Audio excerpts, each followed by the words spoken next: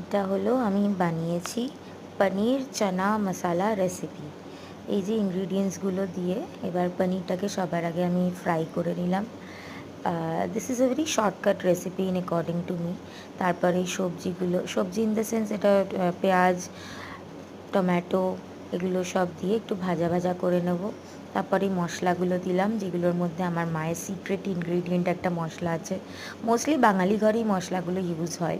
জিরা জিরা গুঁড়ো, তারপর এই খাড়া গরম মশলা, তারপর লাল মির্চ, তারপর হলুদ দিয়ে ভালো করে এটাকে কষাতে হবে।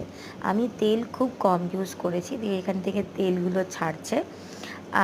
আমার মা আমাকে এই রেসিপিটা শেখায়নি, এটা হলো আমার নিউলি ইনভেন্টেড রেসিপি। কারণ আমার কাছে টাইম খুব কম থাকে, খুব কম টাইমে এটা কী করে তাড়াতাড়ি করে করা যায় আমি সেটাই ভাবি সবসময়। একটু জল দিয়েছি, গরম জল। আর সবটা আমি ভিডিও ওরকম করে করতে পারি না, তো গরম জলটা দেওয়ার পর এই একটা কনসিস্টেন্সি এসছে। এবার এটা ফোটার পর এই যে তেল ছাড়ছে, ধীরে ধীরে ধীরে ধীরে যখন তেল ছাড়ছে, ফার্স্টেই যে ফটোটা দেখিয়েছিলাম যে আমি রাজমা আর চানা মশলা বেশি ছিল, এই যে পুরোপুরি তেল ছেড়ে গেছে।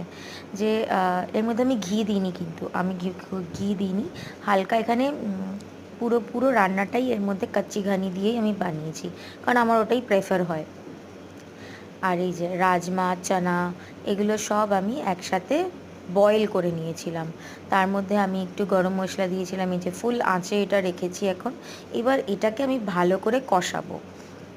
এই পুরো রান্নাটা যদি আমি এটা বয়েল করে রাখি, লাগবে 15 থেকে 20 মিনিট। আমার 15 থেকে 20 মিনিট লেগেছে, আমি হাই ফ্লেমে দিয়ে করেছি। পনিরটা যেটা সবার আগে ভেজে রেখেছিলাম সেটা এর মধ্যে এবার দিয়ে দিয়েছি। এটা না রুটি, পরোটা, ভাত, লুচি যে কোনো কিছুর সাথে খাওয়া যায়, and this is protein rich খাবার। আমরা মেয়েদের সবথেকে বড় প্রবলেম যেটা হয় প্রোটিনের।